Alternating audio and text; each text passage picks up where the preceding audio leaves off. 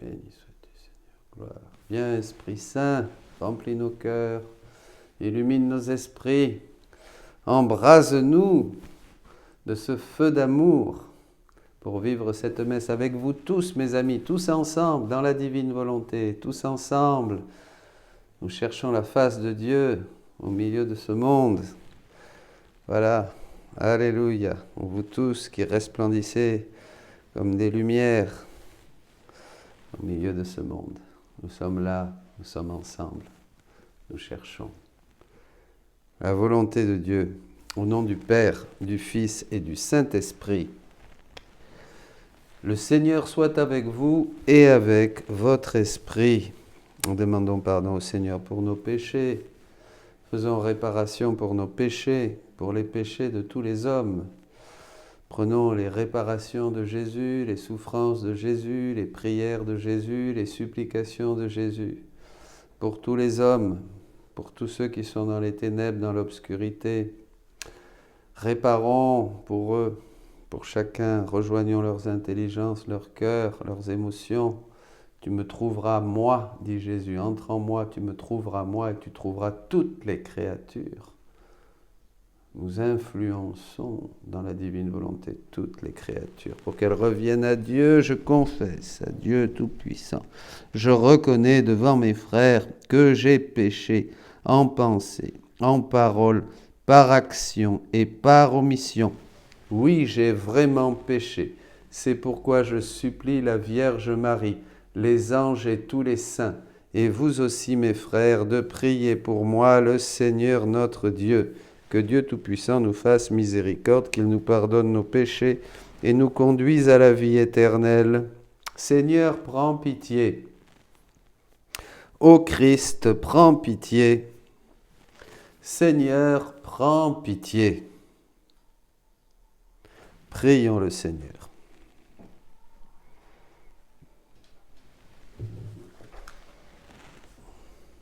Dieu qui montre aux égarés la lumière de ta vérité pour qu'ils puissent reprendre le bon chemin, donne à tous ceux qui se déclarent chrétiens de rejeter ce qui est indigne de ce nom et de rechercher ce qui lui fait honneur. Par Jésus le Christ notre Seigneur, qui vit et règne avec toi dans l'unité du Saint-Esprit pour les siècles des siècles. Amen.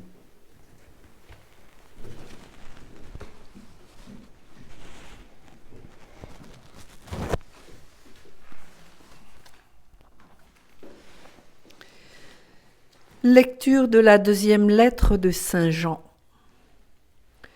Moi, l'ancien, à la dame élue de Dieu et à ses enfants que j'aime en vérité.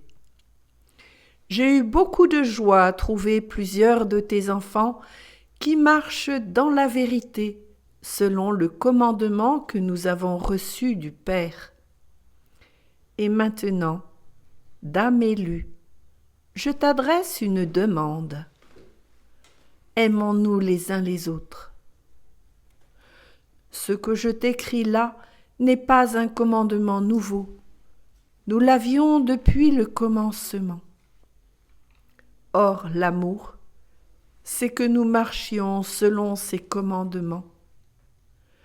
Tel est le commandement selon lequel vous devez marcher, comme depuis le commencement vous l'avez appris.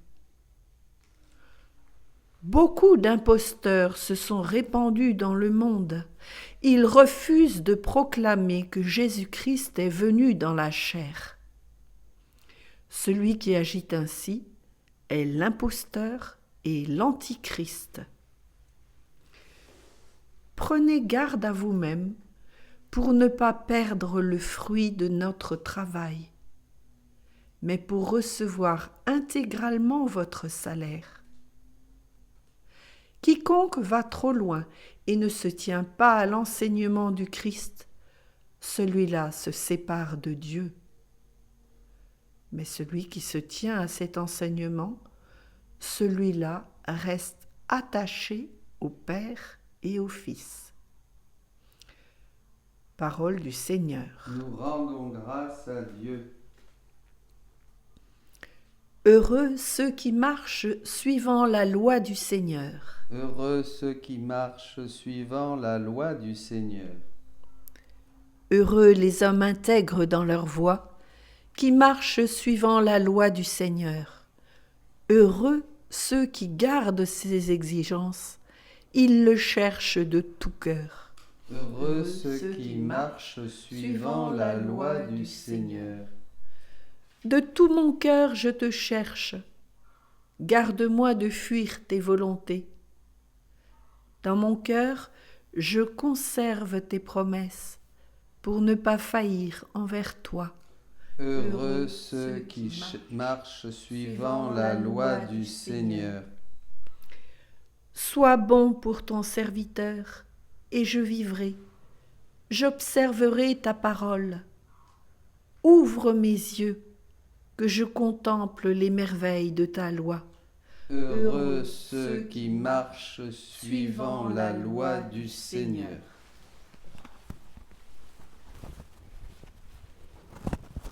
Alléluia, Alléluia, Alléluia.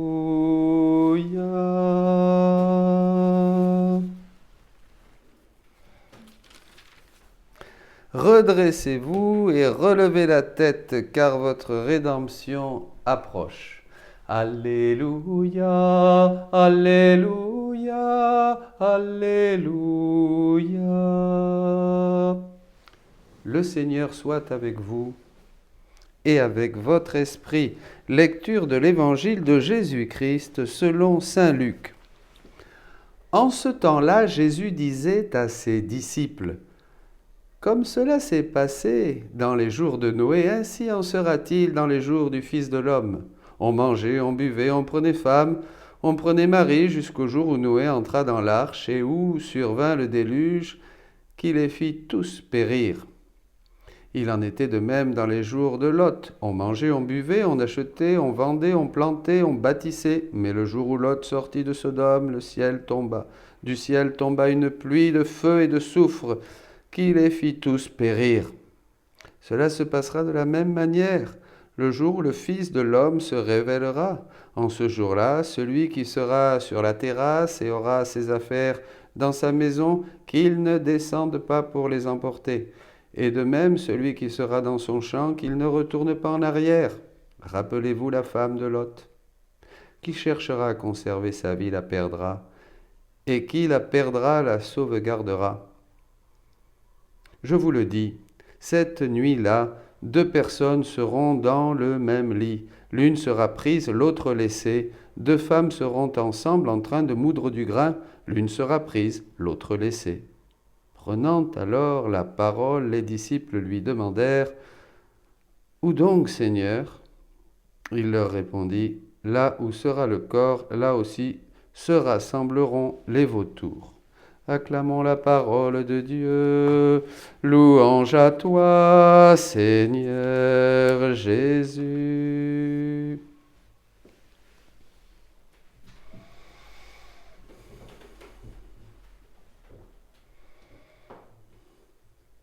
La parole de Dieu est une lumière sur notre route,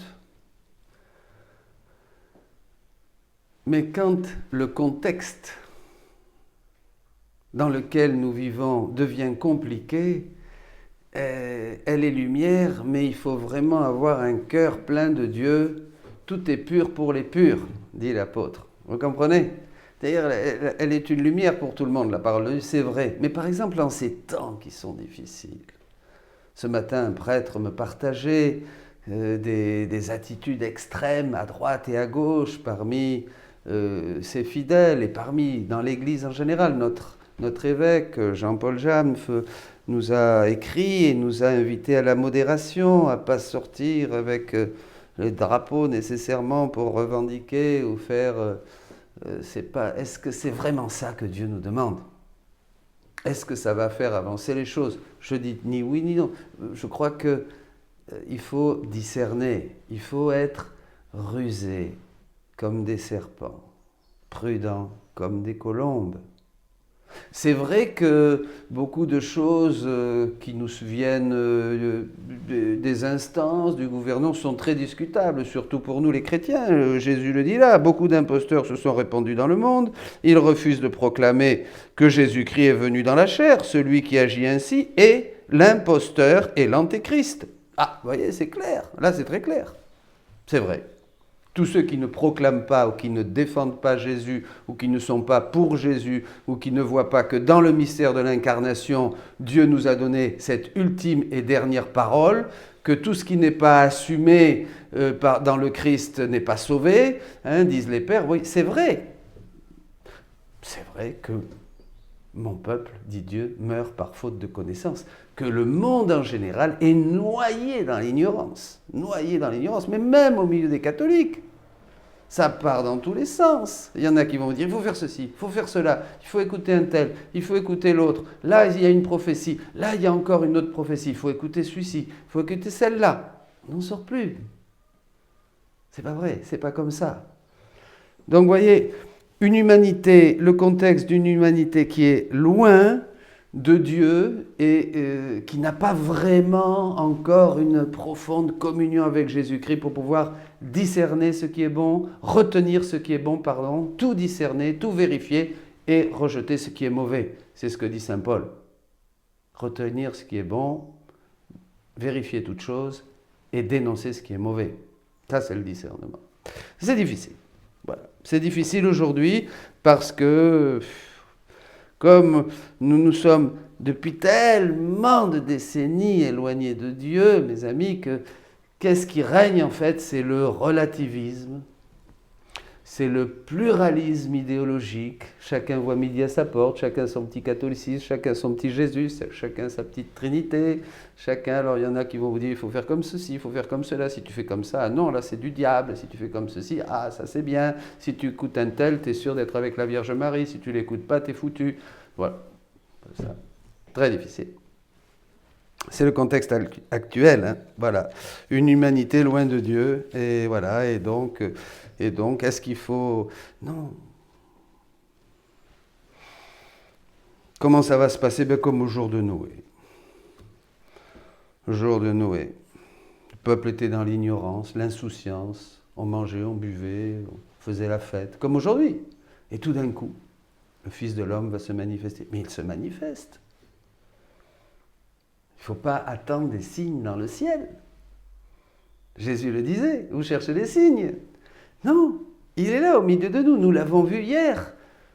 Nous l'avons vu hier et j'ai voulu hier introduire à deux choses. D'un côté, c'est un documentaire qui est remuant, qui est audacieux, qui a beaucoup de choses qu'il faut écouter et prendre et méditer dans le Seigneur.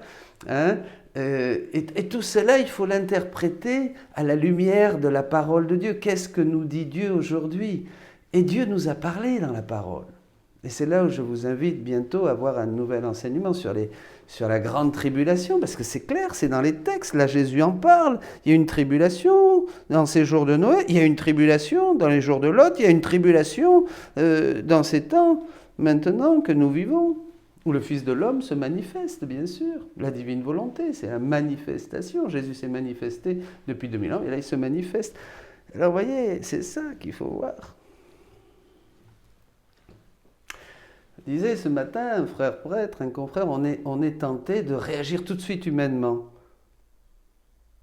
C'est un corps humain. Descendre dans la rue comme les gilets jaunes, mais nous on va mettre des gilets bleus de la Vierge Marie, et puis on va les manifester à Matignon, ou je sais pas moi, on va faire telle ou telle chose. Est-ce que ça va faire avancer les choses? Est-ce que ça va pas déstabiliser les petits, ceux qui ne sont pas vraiment dans le Seigneur? Est-ce que d'autres ne vont pas récupérer ça pour encore dire quelque chose qui n'est pas? Nous n'avons pas à lutter contre la chair et le sang, mais contre une volonté rebelle qui s'oppose à Dieu. Donc au départ, et on le disait hier, le combat est un combat de volonté. Voyez? Donc il faut agir dans le surnaturel, agir avec des armes spirituelles, bien sûr. C'est tout l'évangile. Jésus nous disait à ses disciples, ces démons ne peuvent sortir que par le jeûne et la prière, vous voyez? Et ça nous coûte. Parce que ça nous invite à une plus radicale conversion, un don plus radical de notre cœur à Dieu. Ça nous invite à entrer dans la divine volonté, où là, on rejoint notre néant et on accepte que Dieu prenne totalement notre place et règne en nous et à travers tout ce que nous faisons. Nous agissons avec Dieu. Voyez, c'est ça la nouvelle Pentecôte. Pas avoir de nouvelles manifestations et prodiges et tout un tas de choses extérieures. Et l'Église ne triomphera que dans le triomphe de Jésus-Christ qui est déjà prophétisé. Attention, c'est prophétisé dans le catéchisme, une Église pauvre, une Église humble. Déjà Benoît XVI l'avait vu il y a longtemps, plusieurs décennies, une Église petite, pauvre, et on le disait hier, mais avec des chrétiens rempli de la sainteté même de Dieu, d'une nouvelle et divine sainteté. C'est ça qu'il faut. C'est ça l'arme qui va changer. Pas de descendre dans la rue ou de promouvoir même telle ou telle chose, ou telle prière, ou telle action, ou telle violence, ou être même violent et grossier contre les autorités, le gouvernement. Ça ne sert à rien. Manière, pourquoi s'attaquer à un gouvernement? On ne sait même pas qui. C'est un ensemble. Pensez toujours ces institutions desquelles nous dépendons. Et que quelquefois nous ne sommes pas d'accord. On veut mettre un visage, mais il n'y a pas de visage. C'est tellement complexe. Vous comprenez?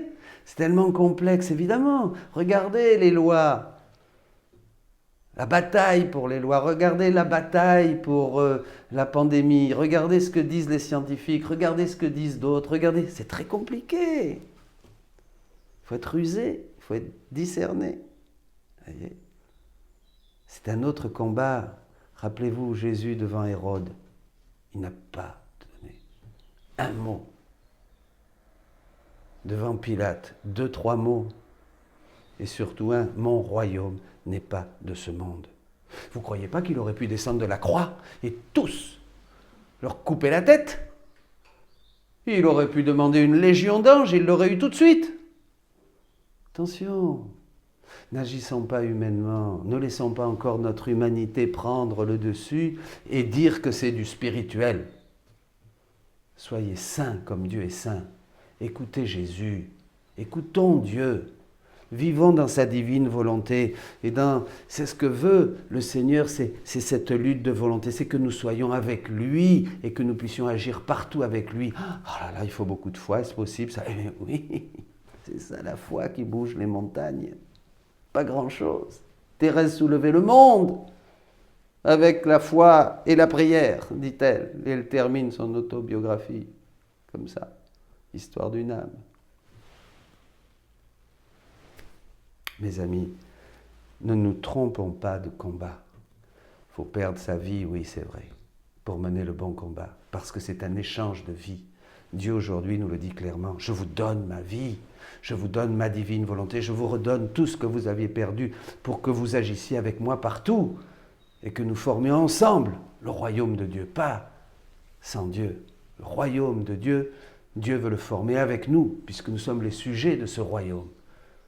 Et ce royaume est un royaume de sainteté, est un royaume glorieux, est un royaume où nous avons tout en commun avec le Père, le Fils et le Saint-Esprit. Allez-y, menez le bon combat avec les armes de Dieu, pas avec les nôtres.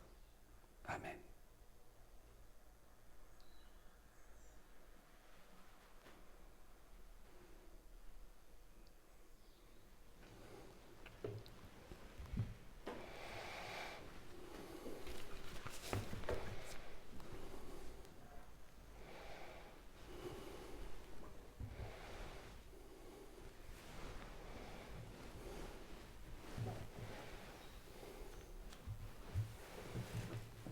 Prions bien sûr pour tout notre monde qui ne connaît pas Dieu.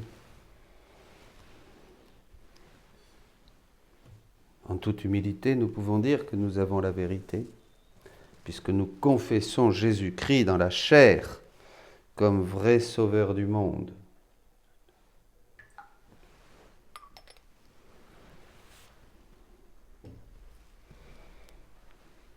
Et prions pour tous ceux qui gisent dans l'ignorance et dans l'obscurité, parce que Dieu les aime. Il nous demande de les aimer. Tu es béni, Seigneur, Dieu de l'univers, toi qui nous donnes ce pain, fruit de la terre et du travail des hommes, nous te le présentons, il deviendra le pain de la vie. Béni soit Dieu maintenant et toujours. Tu es béni, Seigneur, Dieu de l'univers, toi qui nous donnes ce vin, fruit de la vigne et du travail des hommes, nous te le présentons, il deviendra le vin du royaume éternel. Béni soit Dieu maintenant et toujours.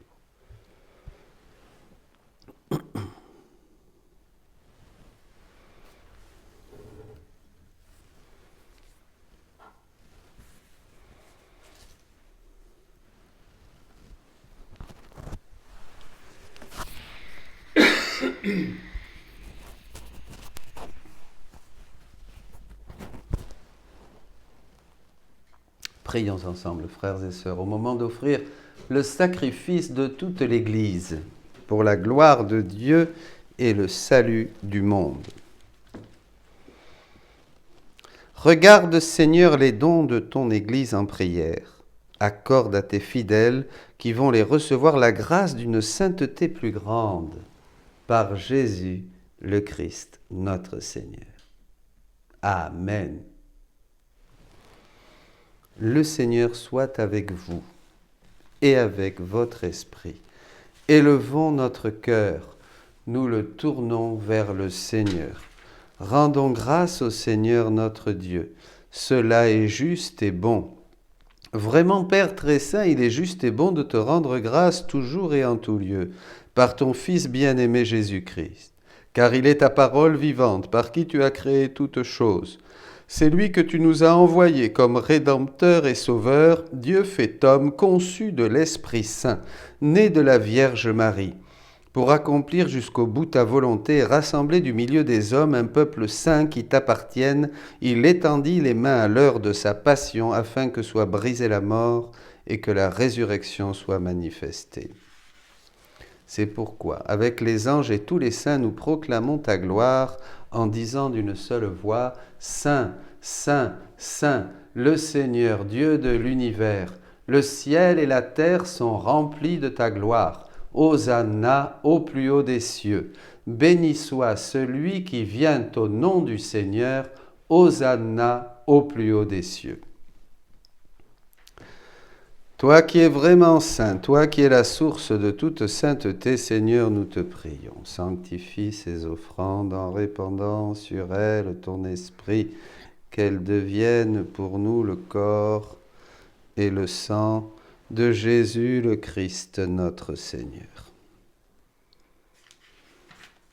Au moment d'être livré, d'entrer librement dans sa passion, il prit le pain, il rendit grâce. Il le rompit et le donna à ses disciples en disant « Prenez et mangez-en tous. Ceci est mon corps livré pour vous. »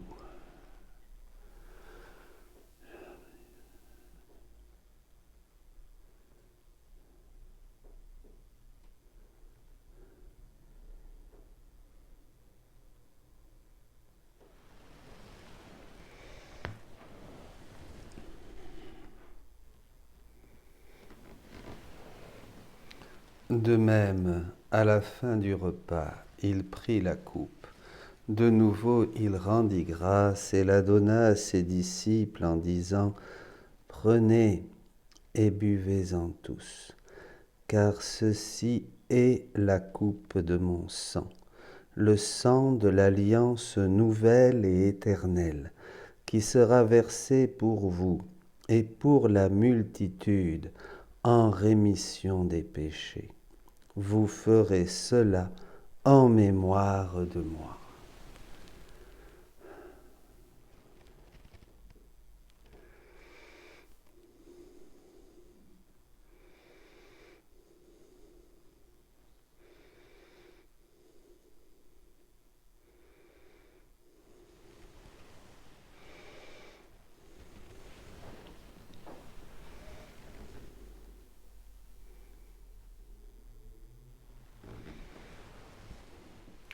est grand, le mystère de la foi. Nous proclamons ta mort, Seigneur Jésus. Nous célébrons ta résurrection.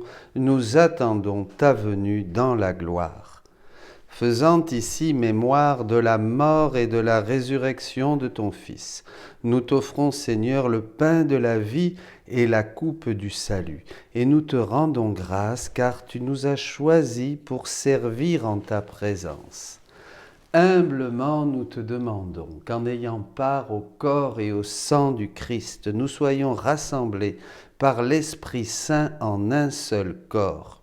Souviens-toi, Seigneur, de ton Église répandue à travers le monde. Fais-la grandir dans ta charité. Avec le pape François, notre évêque Jean-Paul, tous les évêques, tous les prêtres, et tous ceux qui ont la charge de ton peuple. Souviens-toi aussi de nos frères qui se sont endormis dans l'espérance de la résurrection.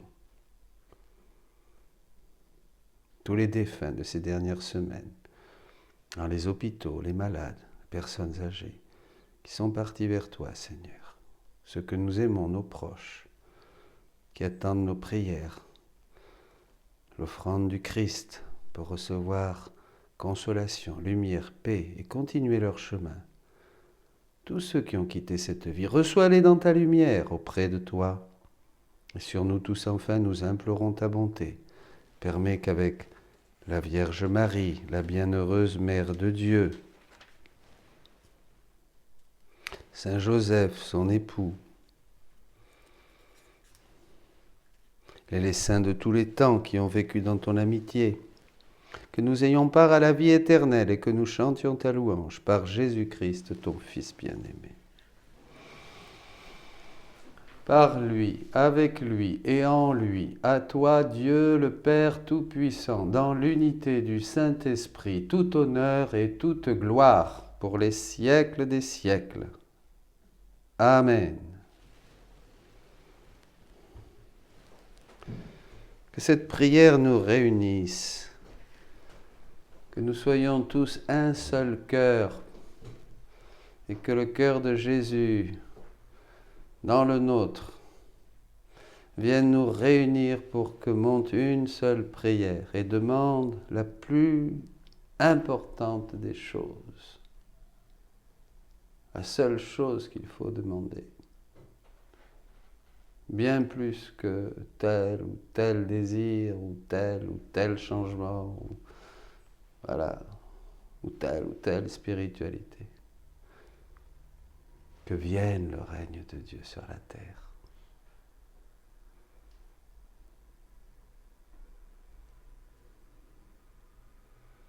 Notre Père, qui es aux cieux, que ton nom soit sanctifié, que ton règne vienne, que ta volonté soit faite sur la terre comme au ciel. Donne-nous aujourd'hui notre pain de ce jour. Pardonne-nous nos offenses comme nous pardonnons aussi à ceux qui nous ont offensés. Et ne nous laisse pas entrer en tentation, mais délivre-nous du mal. Délivre-nous de tout mal, Seigneur, et donne la paix à notre temps.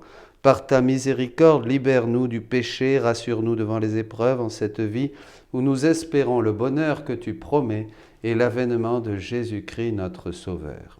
Car c'est à toi qu'appartiennent le règne, la puissance et la gloire pour les siècles des siècles. Seigneur Jésus-Christ, tu as dit à tes apôtres, « Je vous laisse la paix, je vous donne ma paix. Ne regarde pas nos péchés, mais la foi de ton Église. Pour que ta volonté s'accomplisse, donne-lui toujours cette paix et conduis-la vers l'unité parfaite, toi qui vis et règnes pour les siècles des siècles. » Que la paix du Seigneur soit toujours avec vous et que chacun soit un instrument de paix en ces temps que nous vivons. Agneau de Dieu qui enlève le péché du monde, prends pitié de nous. Agneau de Dieu qui enlève le péché du monde, prends pitié de nous. Agneau de Dieu qui enlève le péché du monde, donne-nous la paix.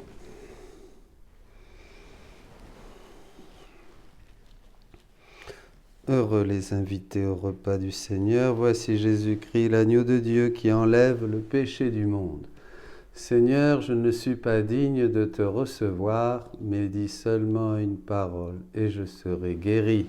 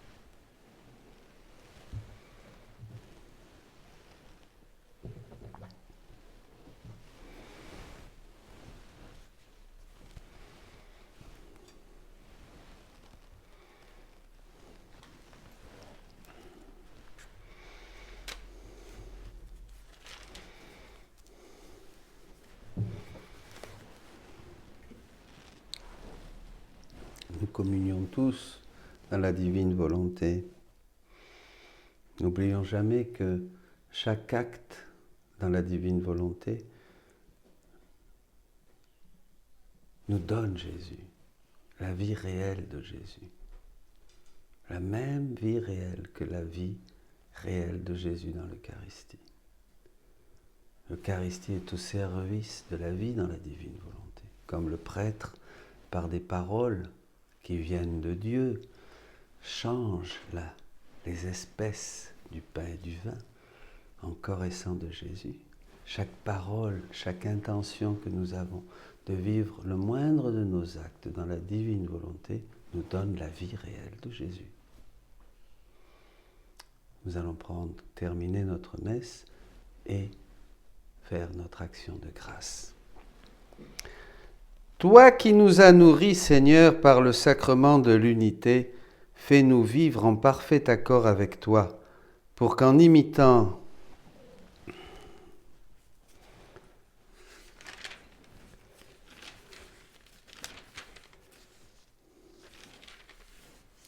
Nourris de ton Eucharistie, nous te supplions, Seigneur, chaque fois que nous célébrons ce mystère, fais grandir en nous ton œuvre de salut par Jésus le Christ, notre Seigneur.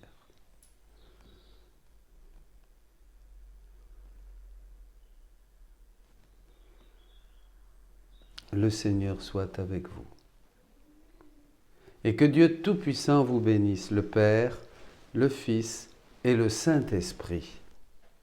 Allez dans la paix et la joie du Christ. Nous rendons grâce à Dieu. Je vous salue, Marie, pleine de grâce. Le Seigneur est avec vous. Vous êtes bénie entre toutes les femmes, et Jésus, le fruit de vos entrailles, est béni. Sainte Marie, Mère de Dieu, priez pour nous pauvres pécheurs, maintenant et à l'heure de notre mort. Amen. Un jour viendra, mon enfant, un temps de grande abondance où les gens jetteront la nourriture par les fenêtres, mais viendra par après un temps de famine. Tout cela est à venir. Prie, mon enfant, pour la venue du royaume de Dieu sur la terre comme au ciel. Amen. Soyez bénis.